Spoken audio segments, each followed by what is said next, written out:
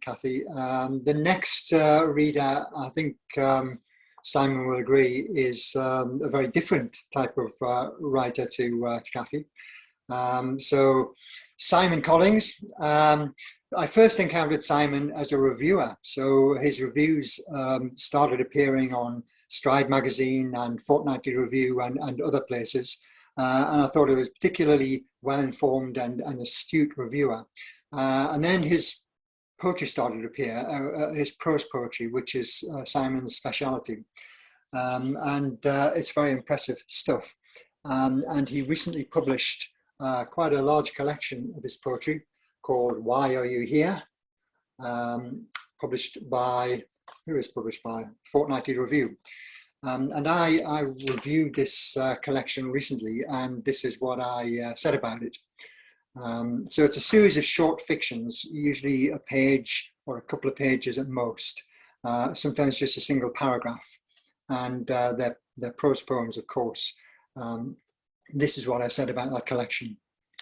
The short fictions in this collection engage with questions about the self, the nature of writing, the relation of the writer to the text, the ways in which we perceive reality, and how that reality is represented by works of art.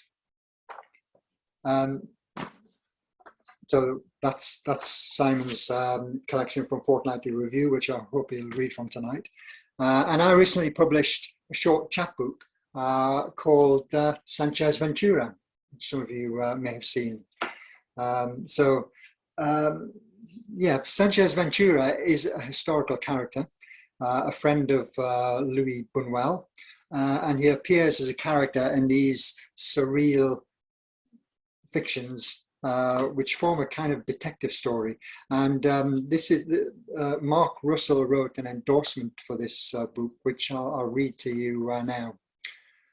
Sanchez Ventura himself is a gaucho, used car salesman, waxwork model, writer, knave of hearts. He walks with a limp, he walks through sand, he walks through your dreams. He operates on the frontier between slumber and waking.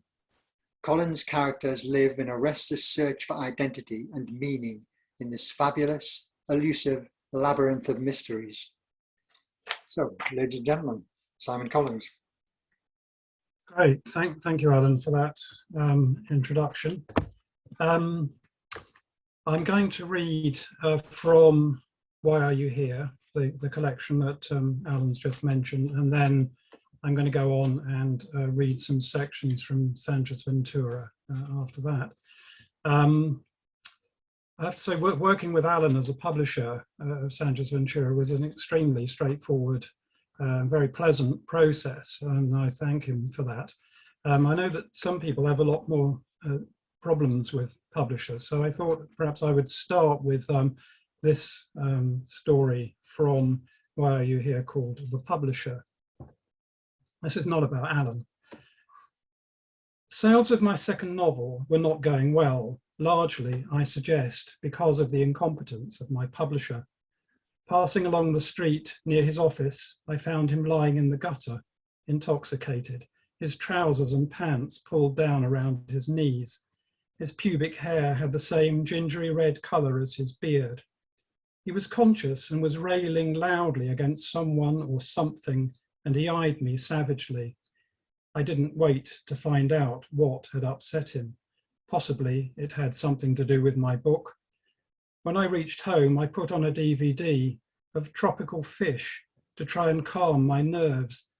The underwater sounds and the varied shapes and colours of the fish soon took effect, and after a couple of hours, I was able to return with something like my customary vigour to the story I'd begun writing earlier that morning. The library.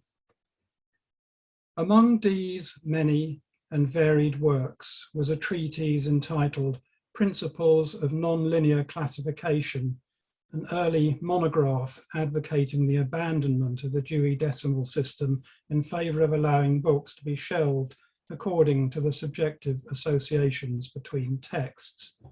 Thus, Lautréamont's Maldoror might be filed next to a pamphlet containing photographs of murmurations of starlings. while Schopenhauer's Die Welt als Wille und Vorstellung could be placed adjacent to a book about poodles. All development of thought arises out of transgression, he wrote. These marginalia helped establish the associations, which were of course multiple and changed over time. He was constantly reorganizing his voluminous library, and this was part of his principle. Books he had read in his youth and not understood became later in his life much loved companions and were moved from the margins to the center of his collection. Scholars of Dee's work have spent many hours trying to reconstruct the life of particular volumes and the works with which they were associated in their efforts to elucidate some of the more obscure passages in his writings. Dee argues that subjective classification created an organic system which opened possibilities for new discoveries by constantly eroding boundaries and reshaping categories of thought. Principles of nonlinear classification gives the example of a man who finds a pebble on a beach that strikes him as exceptionally beautiful, begging to be picked up. Later, he realizes that the shingle contains a bewildering number of similar fine pebbles. In an attempt to console him, his wife takes the pale pink oval stone and places it on the windowsill next to an oddly shaped piece of driftwood and the skull of a crow. The stone seems to belong there, and the man realizes that it is the juxtaposition of these objects which is the source of their vitality, not the objects themselves. Significance is created by the relationship between the objects. Stripped of the burden of meaning, the pink stone discovered its potentiality when placed on the sill by his wife. The making of a library was for Dee a work of time. The fact that as he grew older, the content of innumerable volumes in his collection was largely forgotten did not matter. The library became a metaphor for memory, and in particular his own failing powers of recall, which he believed were mirrored in the society around him. As he says in The Question for Philosophy, our inability to recognize once familiar landmarks plunges us into confusion. But this for Dee was a generative process, destruction leading to new possibilities, opportunity being created out of ruin. The library was there, unlike the past, always available to be rediscovered, reinventing itself continually in the light of fresh associations.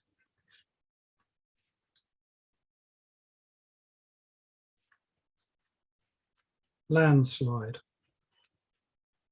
The morning after the landslide, the usual crowd of fortune seekers arrived.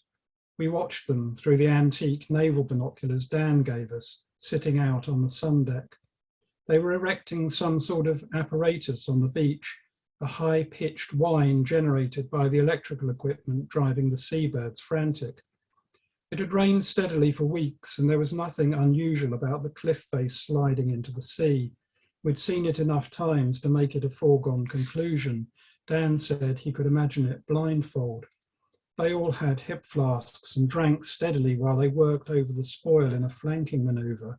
The one Dan calls the Colonel was in it up to his knees, wrestling with the tangles of rusty wire.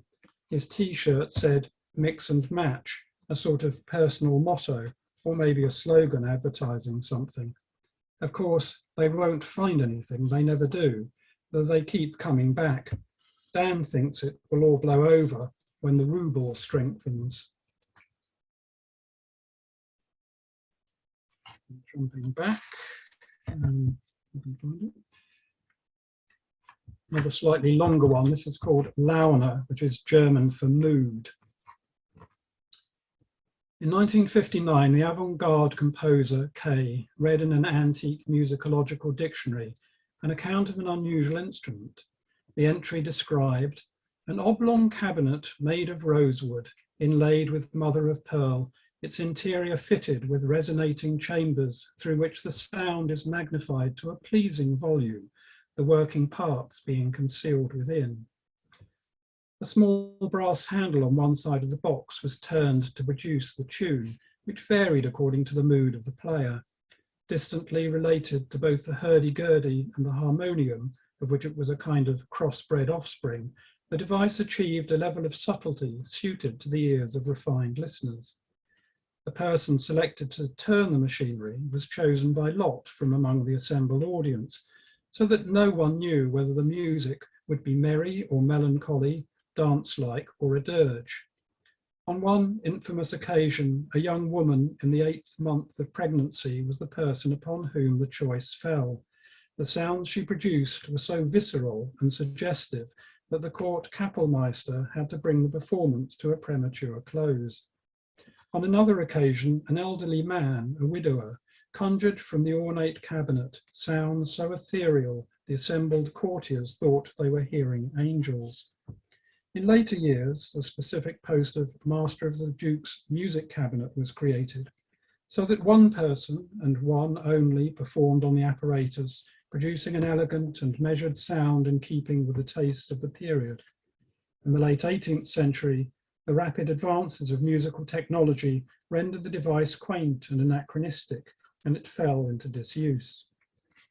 Intrigued, Kay made inquiries and discovered the instrument still existed. After lengthy negotiations, the family who owned it agreed to allow him to include the music box in a piece for chamber ensemble, which the composer titled Launa. At the premiere, Kay himself turned the handle of the ancient cabinet, the first person who had done so in 170 years. The sound produced was a complete surprise, an intermittent drone pitched somewhere between G sharp and A, strangely apt as an accompaniment to the other players' parts and imbuing the whole piece with a deep sense of nostalgia. When asked about his mood during the performance, Kay said he had no memory of the event.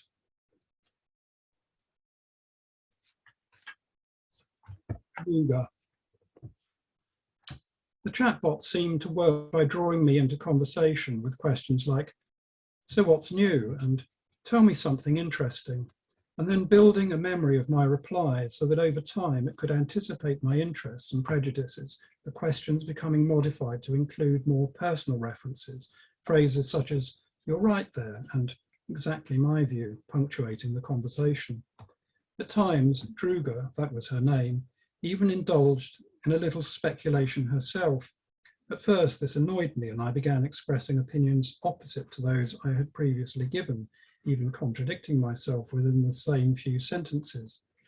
Rather than simply mimic my erratic flights of whimsy, Druga started to challenge me with statements like, "That isn't what you said a few moments ago." She seemed programmed to move to a more complex level of conversation depending on the behavior of her interlocutor, the way certain tests get harder if you answer the questions easily and quickly.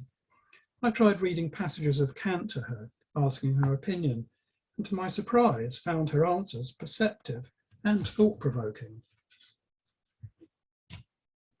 The wedding. Dan and Julia had decided to get married in a large, bouncy castle. I thought it would be fun to have the family members wobbling about while a humanist celebrant conducted the ceremony. Guests would be asked to wear appropriate costumes like characters out of a fairy tale. Julia thought Dan had said humorist celebrant when he first suggested the idea, and she'd been a little upset that he wasn't taking this seriously enough. But the confusion was soon cleared up, and they started making an invitation list. 32 people came, including half a dozen children under the age of 10. One of the highlights was Julia's mother falling over in the middle of the exchange of vows. Dan laughed at this scene a great deal whenever they watched the video. And just a couple more from this. There's a series of poems in this book about a couple of characters called Bill and Frank.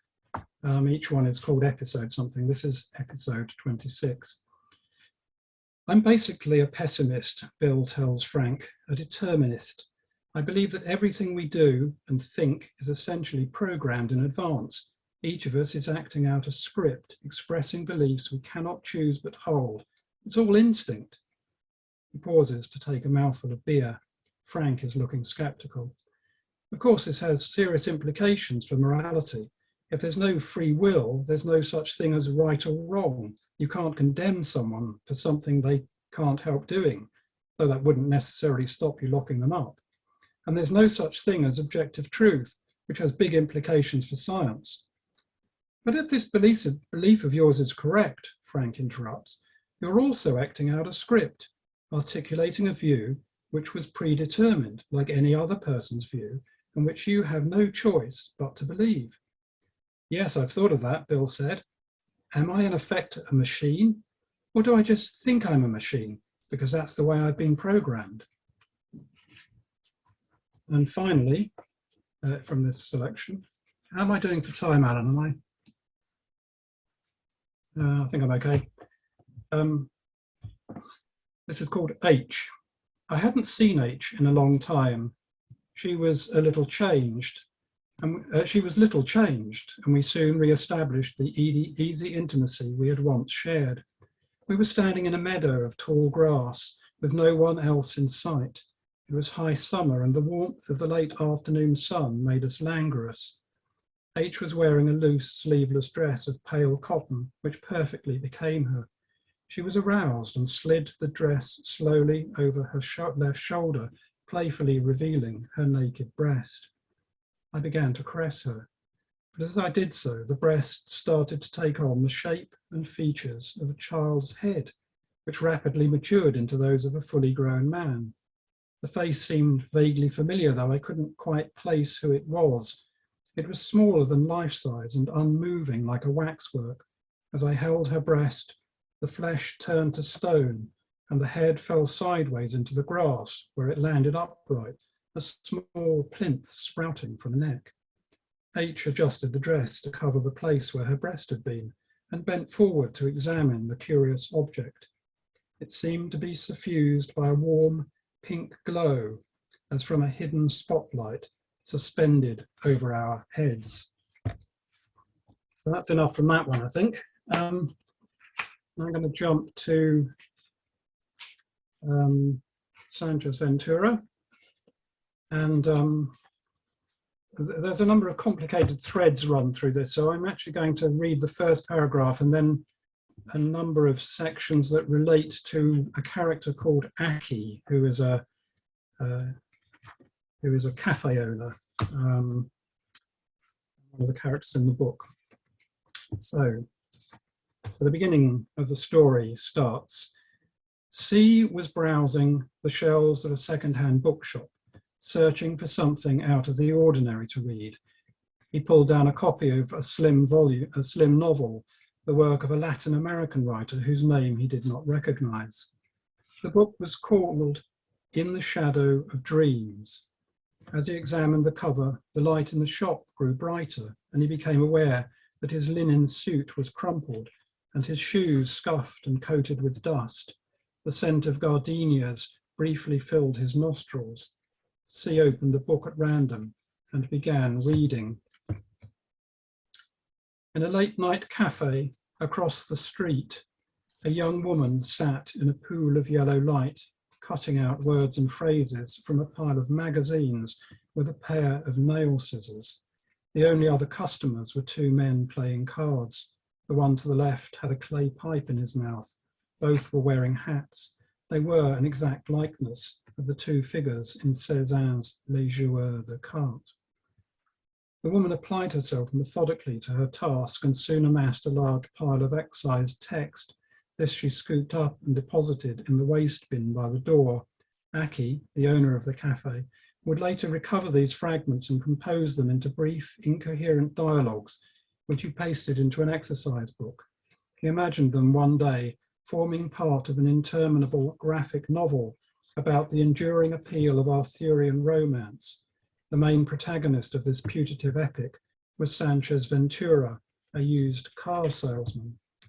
This book includes some examples of the graphic novel that Aki imagines eventually creating, and it's got some phrases that are actually cut out of magazines and newspapers. So to just kind of give you a feel of this, you have Sanchez at the beginning saying, "In a world that seems to encourage narcissism, the time has come to wrest back control of our digital lives."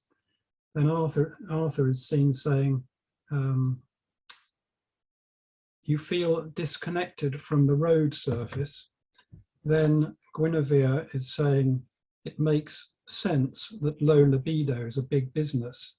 And then finally you have Sanchez again commenting, a collapsing ecosystem may be to blame. So that kind of gives you a bit of a flavour of the sort of incoherent dialogue that goes on in these, or elliptical dialogue that goes on in the pages of this book that he's imagining. So back to the narrative. As a youth growing up in Finland, Aki had wanted to be a rock star, but notoriety had eluded him. He wandered around Europe for several years, doing occasional work to pay his way. One summer, serving in a bar in Crete, he had the sudden realization that regularity speeds up the passage of time and that repetition is the enemy of eternity. He packed in his job and began to live his life according to endlessly changing patterns, such as varying the times at which he ate or slept, his schedule governed by a daily consulting of the I Ching. Nothing need be open or shut within the borders of porous futurity, he decided. In time, he became increasingly delirious with fatigue, so that everything seemed an illusion. Time moved so slowly that small details preoccupied him for hours, like the hard O and sibilant S sounds of the word concupiscence. He had always thought of himself as deep, but now, when he tried to look beneath the surface, he found there wasn't even a surface. In middle age, Aki still adhered to some of his theories about temporal flows and the iniquity of orderliness. Behind the counter in the cafe, he had stenciled a line from Baudelaire, une oasis d'horreur dans un désert d'ennui, an oasis of horror in a desert of boredom.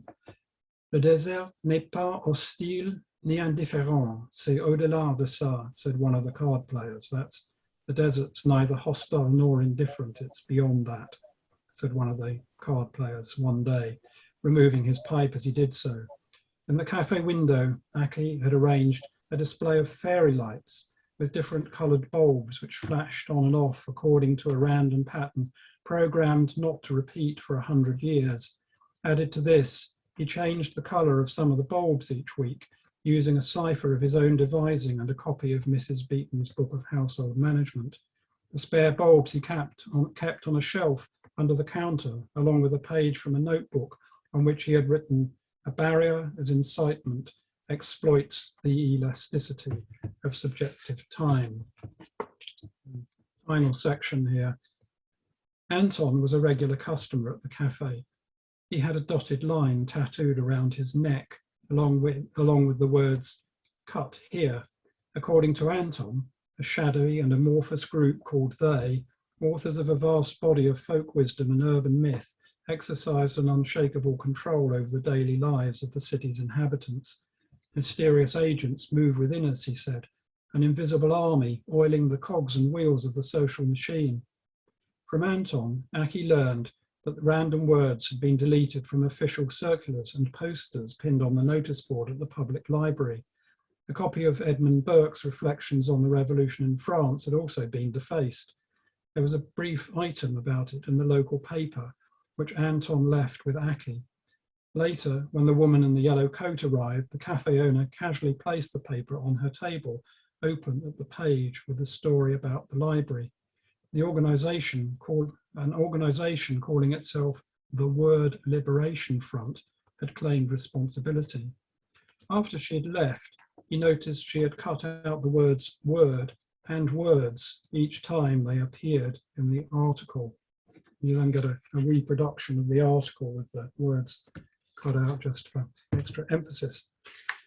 So that's all I'm going to reveal of Sanchez Ventura. I hope that's whetted your appetite. If you want to find out what happens in the end, if indeed anything does happen in the end, you'll have to buy a copy of the pamphlet. Thank you very much, everybody, for listening. Thank you, Simon. That was great. I've got to know those poems very well, since I published this one and reviewed your other books. So it's really good to hear you read them. And yeah, that was great. I'm also glad that you mentioned that in Sanchez Ventura, there are the illustrations by the artist Zoe Rubens. which are really superbly done. And I don't, if you don't have the book, then you can maybe get an idea of these illustrations with extracts from the text included in them, and they really add a lot to the book, I think. So that's great. Thank you very much, Simon. Thanks. And okay, that brings us to our third and final reader, Steven Waling. I knew about Steven for many years as a poet and also as an editor of Brando's Hat, which was an important magazine publishing modernist and postmodernist poetry.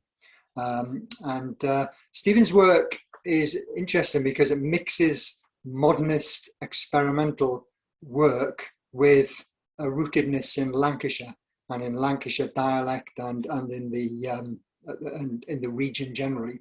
So that's kind of quite unusual. And Steven has recently published two chapbooks, or two books.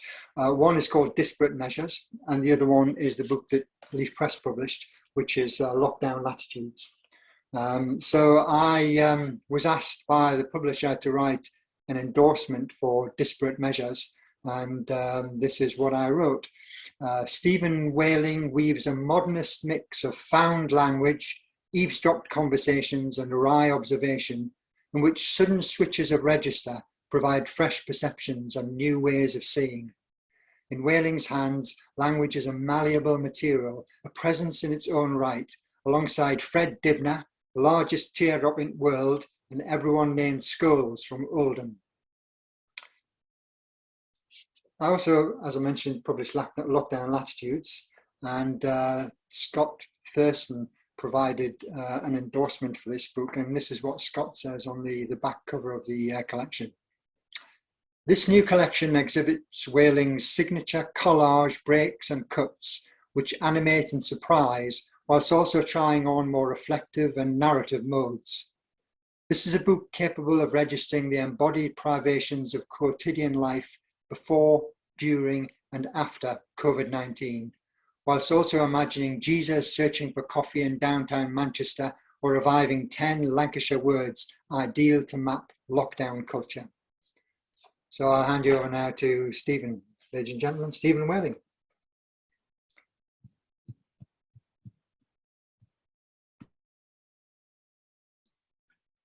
Thank you very much. It always helps if you unmute yourself first before you read. The first the first poem I'm going to read, well, I'm going to perform actually, is a very short found poem that I've kind of said something about my method. Actually, it's from found on a train once quite a long time ago. Operating witches sit to the left of the ink. Okay, the next poem is called Incident Tape, and it's from Disparate Measures. That's what it looks like. And this is really a little kind of circular view around one particular area in Manchester, in Withington, in Fallowfield, next to where I live, actually, a little part of Manchester where I live. And so this is called Incident Tape. Completely hoarse, a mounted officer by the home of the beer and burger. Police line, do not cross. Cordoned sun and church bells. Haptic air. Me, officer, I was at home with a nice little anecdote and a Cabernet Sauvignon about growing up. Can you prove that? Let's get bungalowed outside Sainsbury's, scene of Sunday morning, heading to meeting. Terry Wogan back on radio quality. Refreshment. I speak Shakespearean like a native has crossed to the bus stop. Pandora's, open all night. Officer, there was a cafe down that road. Insert small anecdote about time being a shed serving good breakfasts, replaced by a car park. Fallowfield Station, locked between the hours of painted ladies, pavement stain, Toulouse-Lautrec up the stairs, 6 p.m. to 6 a.m. Glass everywhere. There's a bit of a debate about how you say your family name. Funny thing to say. Malcolm and Edwin dead the same year. Oh, anarchy. A woman in white scrubs picks up equipment, surveils the scene. And I read that partly because Alan, as usual, got my name slightly wrong. It's Waling rather than Waling, but I forgive everybody who gets it wrong because I'd get it wrong if I was them. So anyway, but I'm going to go on to the latest book, which I have to say actually is one of the best productions of anything I've ever published, actually.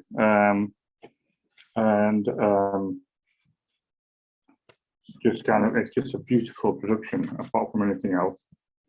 And I'm sort of going to do a kind of few poems trailing through the book, actually, from beginning to end, as it were.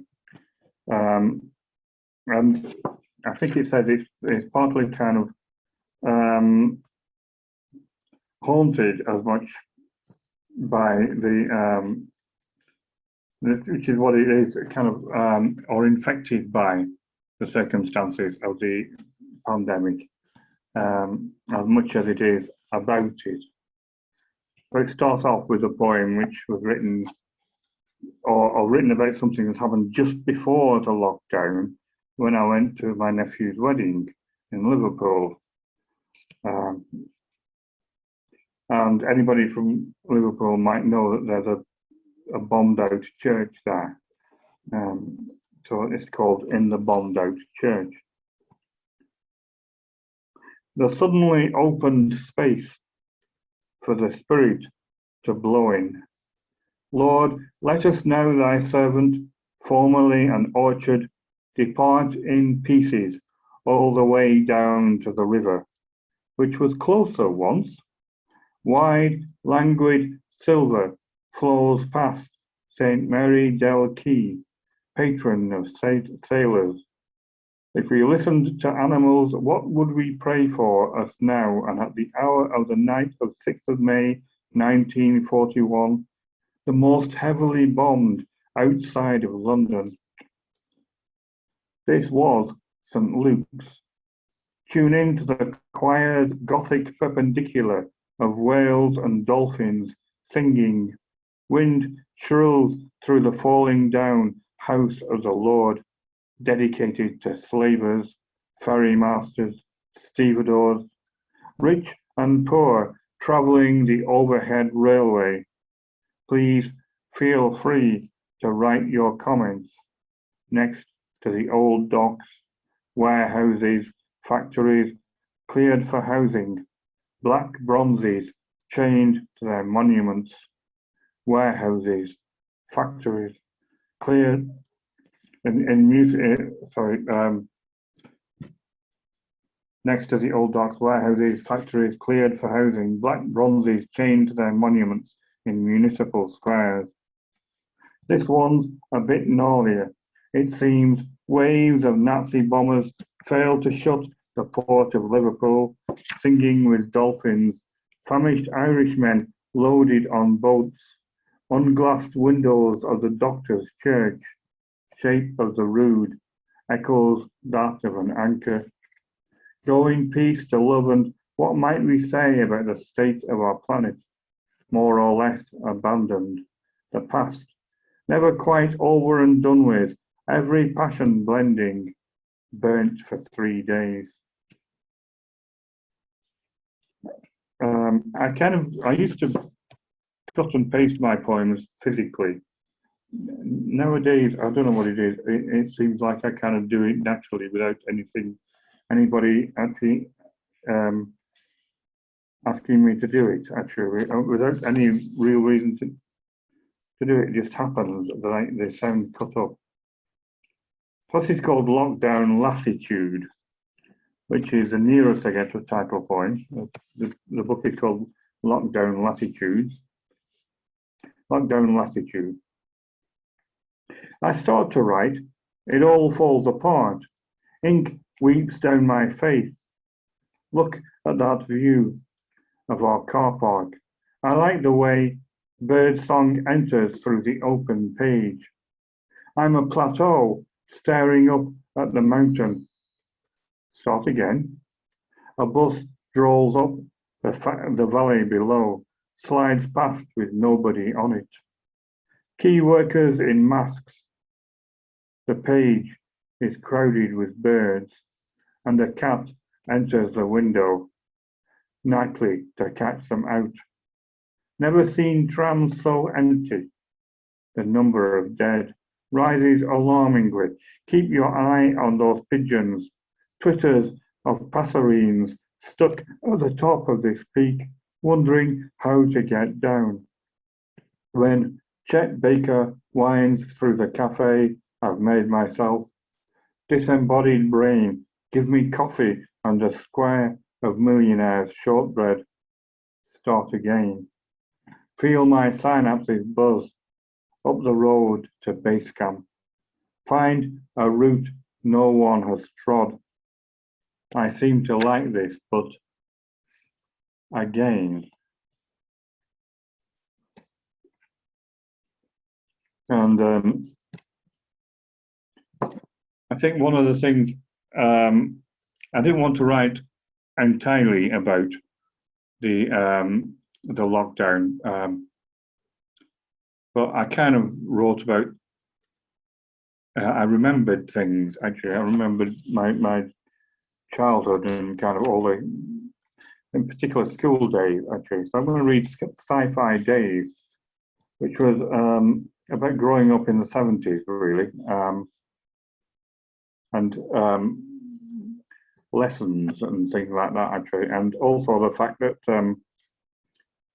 when you watch Top of the Pops, it was like watching a science fiction program half the time, because everybody seemed to be dressed up in kind of the same kind of costumes as, I don't know, you got in UFO. Do you remember UFO? They're kind of in silver costumes and things like that. So this is called Sci-Fi Days. Wherever I am, whatever I'm from, it's not here. That shouldn't concern you, clever, enthusiastic young chap. History of the Lancashire cotton, what? We have courses in office skills alienation. Tomorrow is the 70s. On the planet where no one remembers the rain. Beam me up, Scotty. From grey stocks and uniforms, cobblestone hearts, millstone shoes. Beam me up. From the Russo-Japanese War, we'll butter no parsnips around here. No call for that. Small feet, really. No call for. Factories, Father's Factory, Glam Rock, the voyage to my silver foil moon base with boots to match, where they quaff pink drinks in perpetual starlight, vermilion sands under the central pier. What is that? Boy, fish, girl, what's he wearing on her face? Days when the weather changed sex hourly. In a classroom from the assassination of Franz Ferdinand to Auschwitz and the post-war German miracle. From walk to school, aliens sing Children of the Revolution on Top of the Pops. Not much call for Bismarck and the Entente Cordiale in these spots. I suggest the civil service exams. From how are you with numbers, maybe, accountancy, and at the end you have letters after your ghosts of famine choirs on street corners. Really, for reference only, do you own a suit, solid ladder to a pension? One day these facts might work to earn a seat on the cloud with your name on it. And then I'm going to read about somebody kind of who is unfortunately very familiar to us. Well, it's partly about him, partly about the fact that at some stage during the lockdown, my phone stopped working for several hours, and I kind of panicked. Maybe only slightly sympathetic to Dominic Cummings. Only very, very, very slightly. This is called reasonable means. This bad egg in a shell suit. I mean, my phone stopped mid-sentence. Pressing buttons didn't help. Doesn't he scrub up well? I mean, sitting in his garden chair in the rose garden. I just left it. What could I do? Puts on clean shirt, no tie for the camera, so I just walked home. Who lives without phones? I couldn't even get in touch with you to say my phone wasn't working. My kingdom for a payphone. The aide becomes news at number 10, smelling of expensive aftershave, sweating a little, hesitant. I mean, I could send lots of emails, but he drove miles for his family, social distancing all the way. Panic in the streets of Barnard Castle, looking for a phone shop or degree of insight. Headless chicken wears nice trousers. If he'd admitted to fear, would we have judged? Anyways, it started, the phone I mean, at 3:30 in the morning, just bipped to meditation starts at 8 p.m. Finally slept, woke at 9. Last night, a text I missed.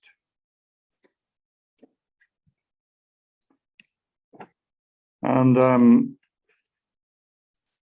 this is a prose poem actually called Autobiographia Literaria. I think the title of Franco Horror, because you can do that.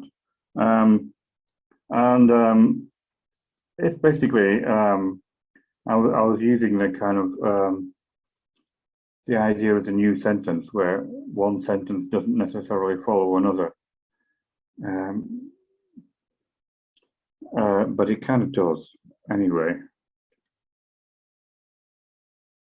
I kick a ball repeatedly against the garage door.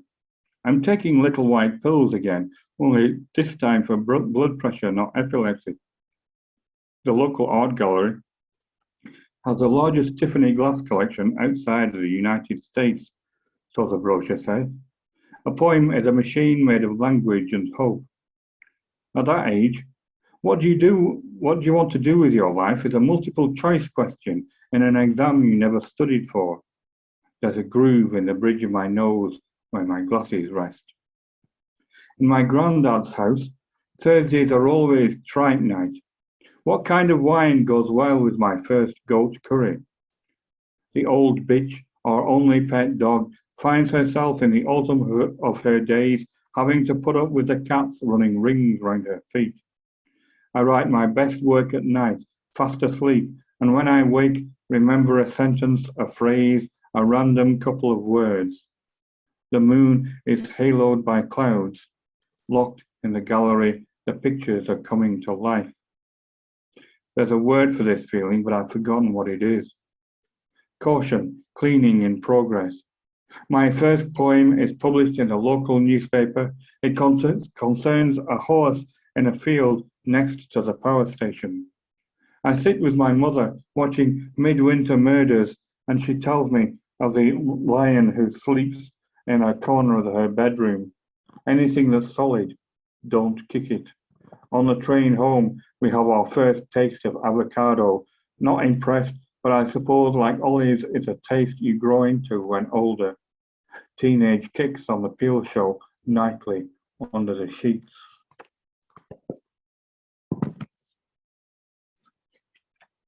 And I think, well, one of the, I'm going to read, one of the things I did actually was I wrote a poem actually by going the same route 3 days in a row.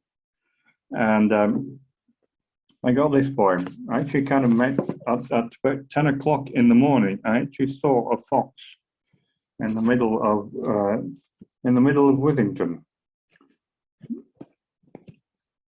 It's called Mr. Fox's Daily Walk. In broad daylight, Mr. Fox, a line of cars behind, the learned driver speeds up as he turns the corner. Leaves turn calming yellow crunch, crisp air underfoot, the ambulance outside the old folks' home. Say hello to the cats. Guarding the owner's doorsteps, sweet aroma of lavender, passing the squeals of children, the season of leaf blowers and garden maintenance. Fox squints in bright sunlight, pedestrians cross here. Deep excavations, magpies, rooftop rows and the cancer hospital. Bus stops, still green trees. New builds, essential gasworks, scarleting aces, clear blue sky when red light shows, wait by the telephone exchange. Mr. Fox thinks is watching us, rainbow NHS, we love you window. Who can visit clouds clearing, helicopter undersong. I wonder who he's looking for. Fox stares straight at me, tar smell, acrid, dark as black molasses. And throughout all this,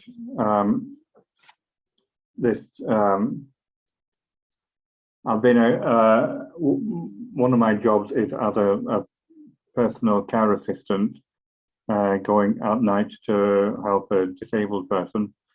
I wrote this before the lockdown, but it seemed kind of appropriate somewhere because I still had to do this throughout the whole lockdown to put this in. And there's a question people ask of anybody who does this thing, or not a remark that people say, which is, how could you do that kind of job? I couldn't do that kind of job. And so it's called showering a man.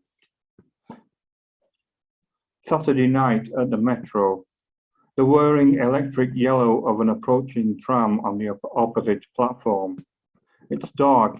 A young man buys his ticket from the machine, stands 5 feet away, looking out at the tracks. He turns his head, looks at you. So where are you off tonight? Work. This time of night? Who starts work at 10?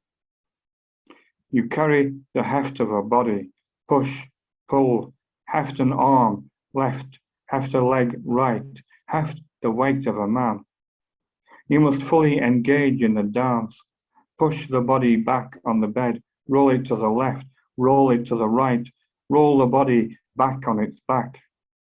You must fully engage in the dance, lift an arm above the head, move a hand into position, turn the head to right or left.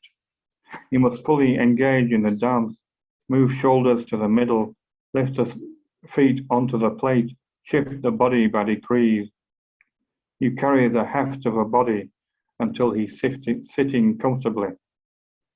A half moon over the rooftops, scattered clouds scud across the clear black sky, a few stars poke through the light pollution. You shiver in the sudden breeze. I'm a carer. I put a man in a wheelchair to bed, getting him up in the morning. There it is, the look. Eyes widen, then narrow in sympathy. The voice softens. That's such a good thing to do. I know, I don't get paid enough. And I'm just going to finish with the last 2 poems, I think, actually. One which again is about standing at a tram stop at night after work, it's called Snow Moon. Night stands at the tram stop. Overhead, the moon, a soluble aspirin, slowly dissolves into the big black night, goes nowhere. The spider in my right eye is flashing again.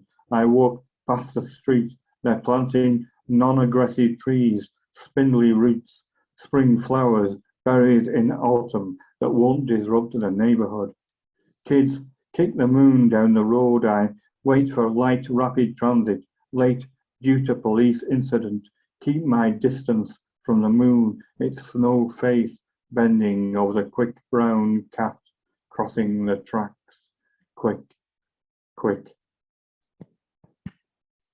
I want to point out as well, actually, that during lockdown, I was the first time I got kind of floaters. I got a floater in my right eye, which anybody who's kind of over 60 might kind of realize actually is one of the kind of things that happens sometimes when you get older.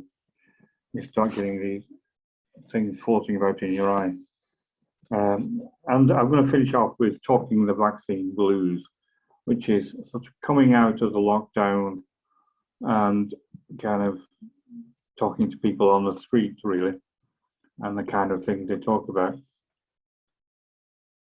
Talking the vaccine blues. Have you had your first jab yet? How are you coping with? What makes you so exceptional? You remember that bloke always on his way to Canada? Are you getting out and about a bit more, haunting the bus routes, his habit driving down the tracks in his arm, poor bugger? In a drug flat in Moss Side. I recommend binging the whole series. Takes your mind off. Brain candy.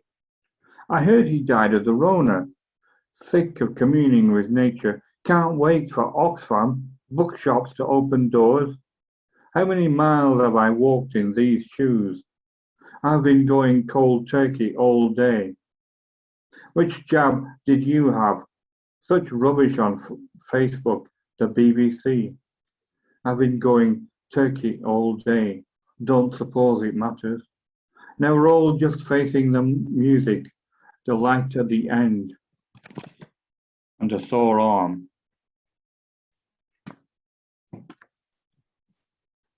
Thank you very much. Thank you, Steve. That was great. Really enjoyed that. Yeah, I must say, I apologise for pronouncing your name incorrectly. I've been doing it for years.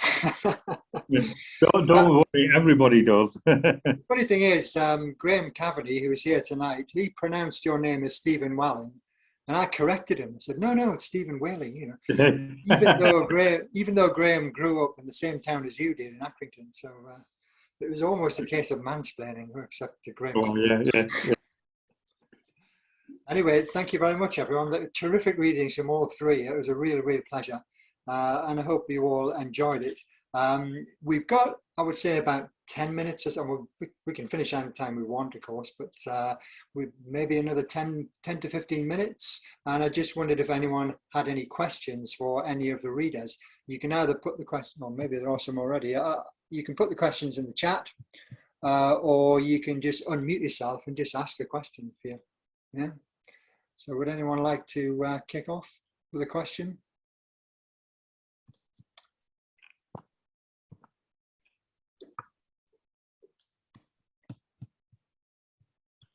If not, I do have a question for Kathy.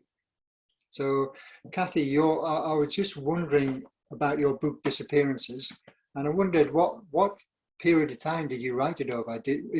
Does it represent work over a long period of time, or is it something which you wrote, soon after you had more time on your hands? No, it's work of ages. It's work that I'd been assembling for years. So some of I think there's one poem that's 20 years old in there, so quite old, and poems that I was writing on trains late at night when I was working at De Montfort and didn't have time to do anything with. Or I'd sort of send them out speculatively to a publisher, and then they'd come back months later saying, very nice, but I don't think so. The usual thing. And then I'd feel depressed and not do anything with them for ages and just go and write some more. Right. And eventually, of course, lockdown meant I really didn't have an excuse, and I really had to do something about them because they were just sitting there. But I'm writing different things now. Yeah, right, okay. They do give the impression, it does give the impression of something that was written over a long period of time. And there are kind of three main parts to the book, it seems to me, and they're all quite kind of distinct, aren't they? So it's almost like a short collected in a way. So oddly, I wrote the medieval spinsters and the stage magic poems in the same time frame over about 5 years. Sometimes it would be one, sometimes the other. Okay, right. That's very interesting. I saw a question from Andrew Taylor actually, asking about my cut-up thing. I think the thing is, when I first started cutting up poems, actually, I did it physically. Nowadays, it just kind of happens that way, really. It just kind of like one thought. Automatically, I automatically kind of do it in my head, as it were, rather than using any kind of software or even scissors.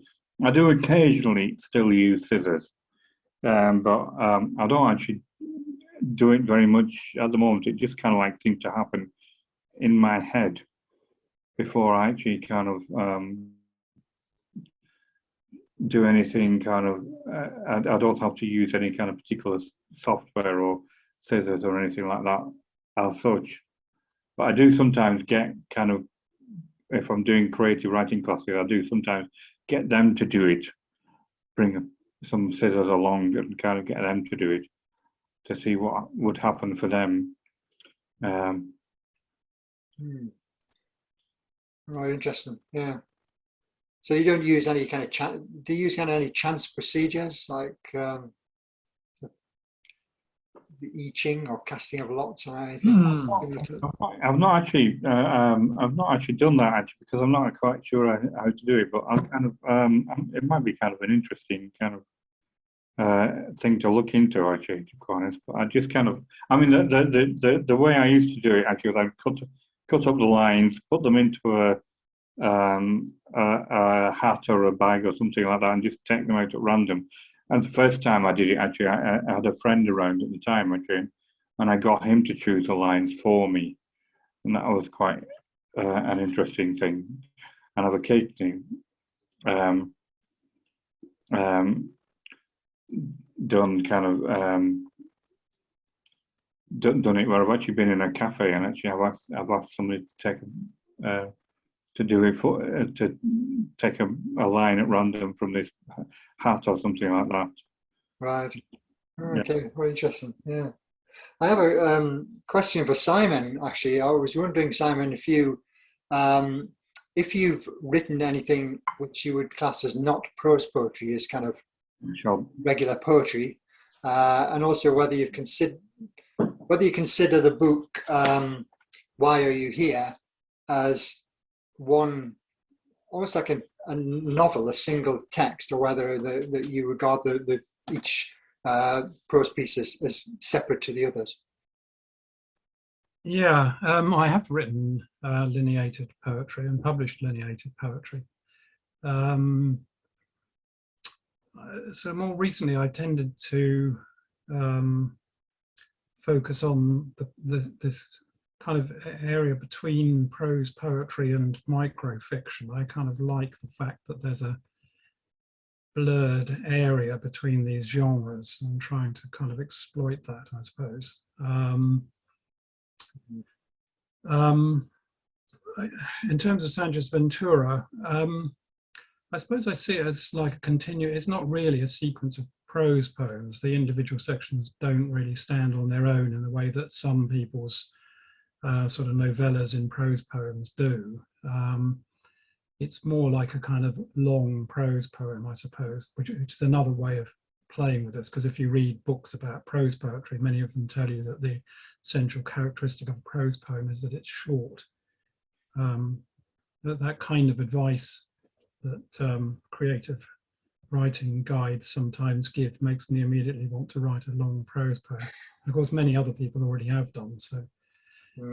Yeah, I'm kind of playing around, I suppose, with Yeah, there are definite themes which run right through the whole book, and you can come back to them in different poems, and the poems seem to be self-referential as well. You know, one poem will refer to another one, and so yeah, it seems to me to be a single work.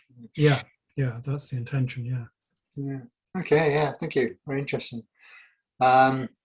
Yeah, I don't think we have any further questions, but we've lost Stephen now, so we can't really say goodbye.